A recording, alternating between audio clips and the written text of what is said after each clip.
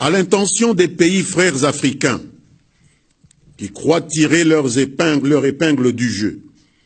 en participant d'une façon ou d'une autre à des projets de déstabilisation de leurs voisins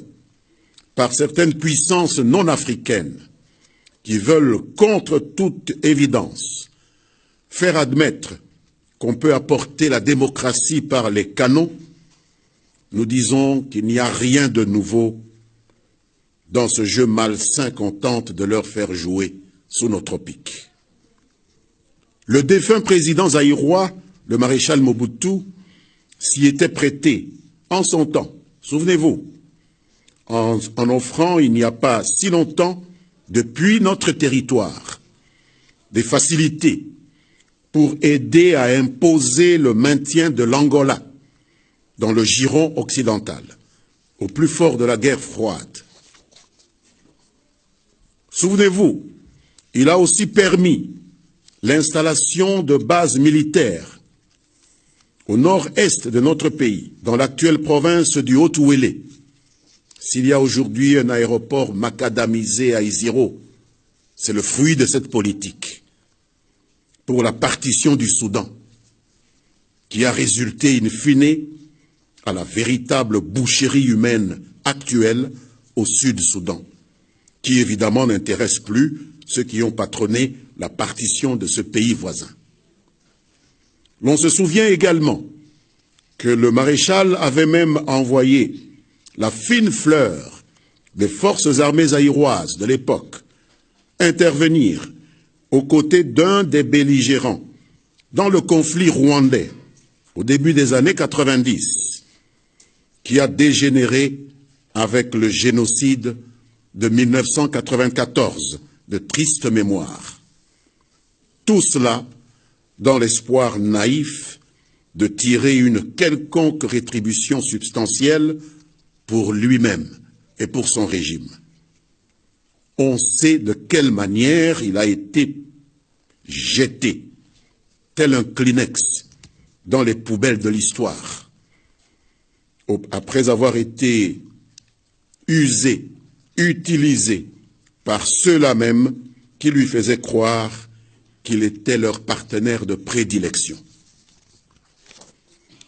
Mesdames, Messieurs, ces expériences malheureuses,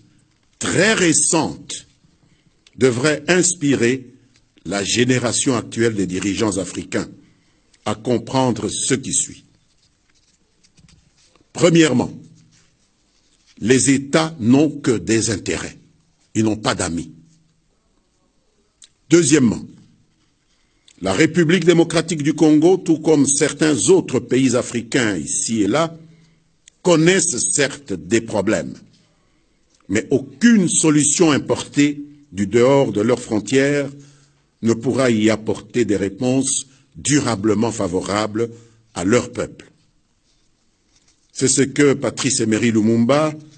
d'heureuse mémoire, nous a inculqué en insistant pour que l'histoire de l'Afrique soit écrite en Afrique, que l'histoire du Congo soit écrite au Congo, par les Africains, par les Congolais, et non à Bruxelles, à Paris, à Londres ou à Washington. Troisièmement, les pays africains qui se hasarderont à servir de tête de pont ou de sous-traitants à des stratégies extérieures hostiles à la République démocratique du Congo, élaborées ailleurs, seront toujours payés en monnaie de singe, en plus de la résistance farouche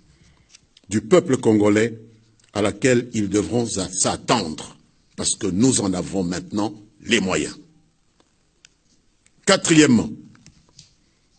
l'Union africaine et la Conférence internationale sur la région des Grands Lacs sont les seuls cadres de concertation et d'élaboration des politiques communes aux États membres. Il ne serait pas de bonne politique de s'en servir comme instrument à la disposition des intérêts particuliers de ceux que nous, États membres de ces organisations régionales et sous-régionales, désignons, pour coordonner le temps d'un mandat, nos actions au nom et pour le compte de tous les 10 États membres, et pas au nom et pour le compte de leur propre régime. Plaise au ciel que la position sur la situation en République démocratique du Congo dont a parlé le président français soit celle définie par ces organisations régionales et sous-régionales en plein accord avec la République démocratique du Congo elle-même, qui de ce fait ne pourra que la soutenir, et non pas celle particulière aux 2 États membres cités par M. le Président Macron dans sa déclaration. Si tel n'est pas le cas, le peuple congolais s'assumera, comme par le passé, car la sagesse africaine nous apprend, je vous le répète, je vous l'avais dit ici une fois, que si l'on voit un lion débordé de gentillesse à l'approche d'un troupeau de brebis, il faut s'en méfier, car cela n'est pas l'expression de l'amour qu'il éprouverait envers le troupeau, mais plutôt celle d'un appétit vorace, dissimulé derrière un simulacre de compassion qui cache mal sa réputation de prédateur. Et lorsqu'un prédateur se met à jouer au vigile ou au protecteur dans la proximité de la bergerie, il revient au berger de redoubler de vigilance.